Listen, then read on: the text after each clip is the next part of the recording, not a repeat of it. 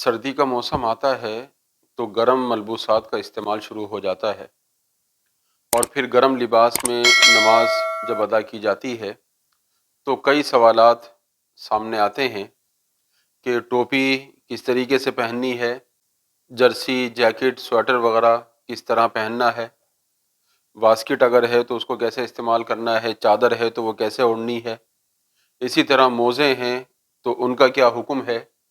ये चंद सवालात हैं कि जो सर्दी के मौसम में तकरीबन हर नमाजी के जहन में आते हैं। तो आज इसके बारे में कुछ मुफीद गुफ्तगू आपके सामने पेश की जाती है ताकि हमें नमाज के दौरान ये सहूलत हासिल हो जाए कि सर्दी का लिबास किस तरीके से इस्तेमाल करना है। सबसे पहले टोपी का मामला है। आम तौर पर सर्दी में गर्म टोपी इस्तेमाल करने लगते हैं, तो गर्म टोपी जब सर्दी में इस्तेमाल की जाए तो उसमें इस बात का ख्याल रखा जाए, अगर टोपी ऐसी है कि जिसको पहनकर सजदा करना मुश्किल हो जाएगा कि पेशानी ज़मीन पर नहीं लगेगी, तो इस सूरत में फिर टोपी को थोड़ा सा सर की तरफ सरका लिया जाएगा और फिर नमाज अदा की जाएगी। जैसे मिसाल के तौर पे ये पठानों वाली टोपी है, आम तौर पर सर्दी में इसका इस्तेमाल ज़्यादा हो जाता है। अब जब इस टोपी को पहनते हैं तो पेशानी छुप जाती है और इस टोपी को पहनकर जब सजदा करेंगे तो उसमें भी पेशानी हमारी ज़मीन पर नहीं लगेगी। मिसाल के तौर पे इस टोपी को जब पहनेंगे तो इस तरह की ये सूरत हाल बनेगी, अब सजदा सही नहीं होगा। तो जब ये टोपी पहनकर सजदा करें तो इसमें बेहतर ये है कि इसको इस तरह ऊपर कर लिया जाए ताकि हमारी पेशानी आसानी के साथ ज़मीन पर लग जाए और सजदा हमारा सही तौर पर अदा हो जाए, क्योंकि पेशानी ज़मीन पर लगाना ये सजदे के फ़राइज़ में से है।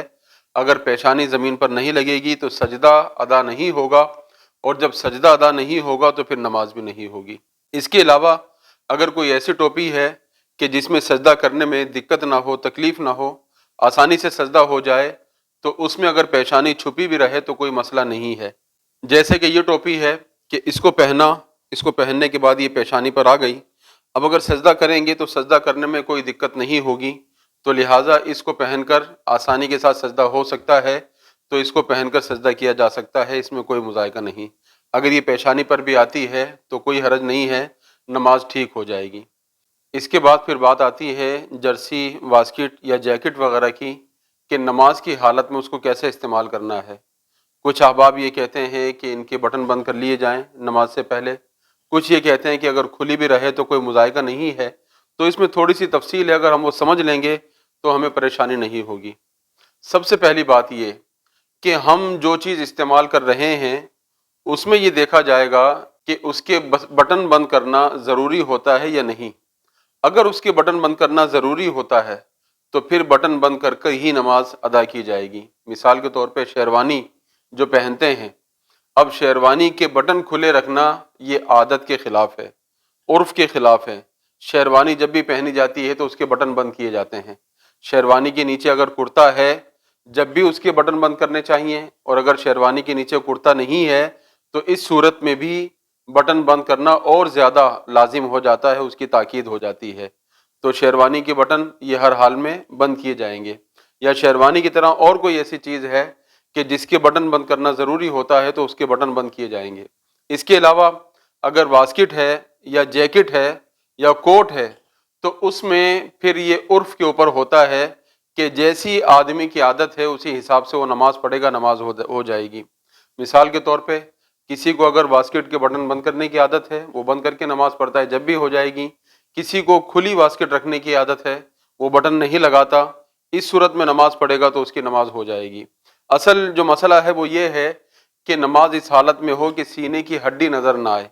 जब नीचे हमने कमीज़ पहन ली, अब सीने की हड्डी छुप गई, हमारी सीना छुप गया, तो लिहाजा अब जब सीना छुप गया तो उसके ऊपर बास्केट पहने या उसके ऊपर जैकेट पहने तो उनके बटन बंद करना ये लाजिम नहीं होता। आदत के ऊपर है, कोई बंद करना चाहे, जिसको आदत है बंद करने की वो बंद करे और जिसको आदत है खुले रखने की वो खुले रखे। इस तरीके से नमाज अदा करेगा तो उसकी नमाज हो जाएगी, इसमें कोई कबाहत नहीं है। बस ये ख्याल रखा जाए कि जिस चीज़ के बटन बंद करना ज़रूरी होता है जैसे शेरवानी वगैरह, उनके बटन बंद ही किए जाएं, वरना नमाज मकरूह हो जाएगी। इसके बाद बात आती है चादर की कि नमाज में चादर को कैसे इस्तेमाल किया जाए। چادر استعمال کرنے کی مختلف صورتیں ہیں۔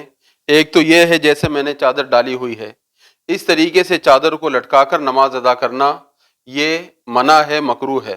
ابھی چاہے چادر اس طرح اکٹھی ہو، رومال ہو، مفلر ہو، کوئی بھی ہو، اس طریقے سے بھی مکروہ ہے، یا اس کو کھول لیا جائے، کھول کے اس طرح کاندھے پہ ڈال لیا جائے اس طریقے سے، تو اس طرح بھی نماز پڑھیں گے تو یہ مکروہ ہے۔ اب اس کا طریقہ کیا ہے کہ اس میں یہ کیا جائے کہ چادر کو اس طرح پکڑ کے اس طریقے سے ایسے ڈال دیا جائے۔ جب اس طرح ڈال لیں گے پھر ہم نماز پڑھ سکتے ہیں، اس میں کوئی قباحت نہیں ہے۔ اگر ہم نے چادر کو ایسے رکھا، دونوں کنارے اس کے سامنے کی طرف لٹکے رہے تو یہ بھی مکروہ ہے، یا پھر اس طرح چادر کو اکٹھا کیا اور ایک کنارہ اس کا آگے ایک کنارہ پیچھے لٹکا دیا تو یہ بھی منع ہے، اس سے بھی نماز مکروہ ہو جاتی ہے۔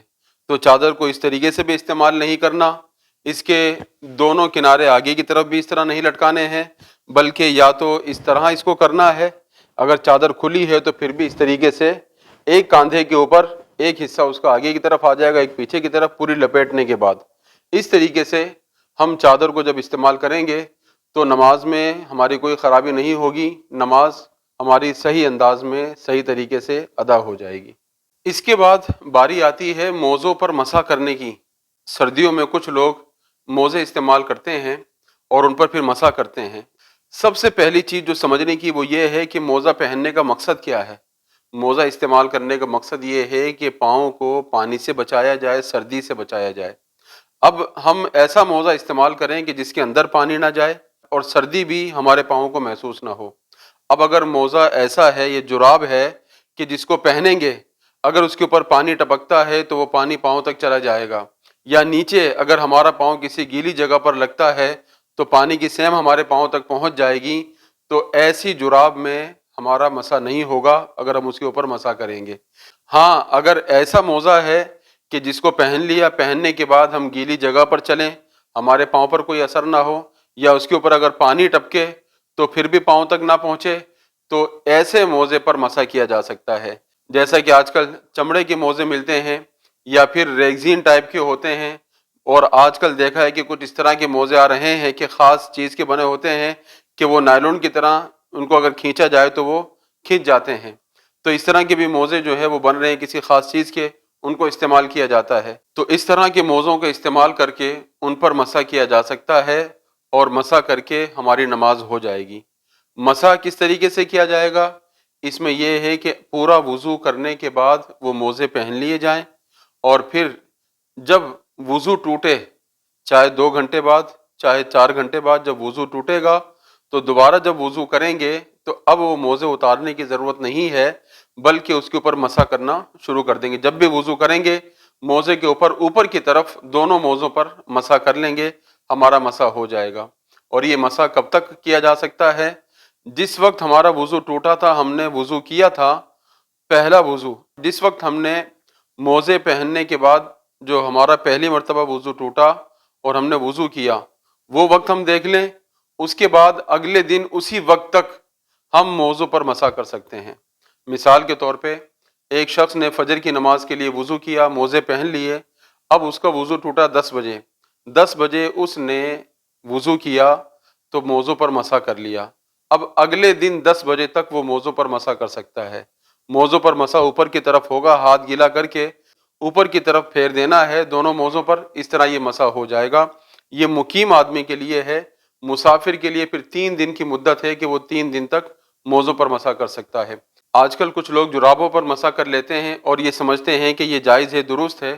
تو میں نے آپ کو شروع میں بتا دیا کہ موزوں پر مسح کا مقصد یہ ہوتا ہے کہ پاؤں کو پانی سے بچایا جائے اور سردی سے بچایا جائے۔ جرابوں کے اوپر اگر پانی گرے گا، کوئی شخص وضو خانے میں وضو گاہ پر بیٹھ کر وضو کرے گا تو لازمی سی بات ہے کہ اس کی جرابیں گیلی ہو جائیں گی اور پاؤں تک پانی پہنچ جائے گا، تو لہٰذا وہ مقصد حاصل نہیں ہوا۔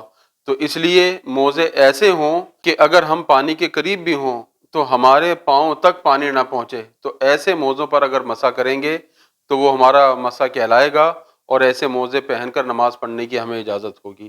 اگر ایسے نہیں ہیں تو پھر جرابوں پر مسح کر کے اگر ہم نمازیں پڑھیں گے تو ہماری نمازیں نہیں ہوں گی، تو لہٰذا اپنی نمازوں کو ضائع کرنے سے بچائیں، کہیں ایسا نہ ہو کہ ہم محنت بھی کریں اور ہماری نماز ہی نہ ہو۔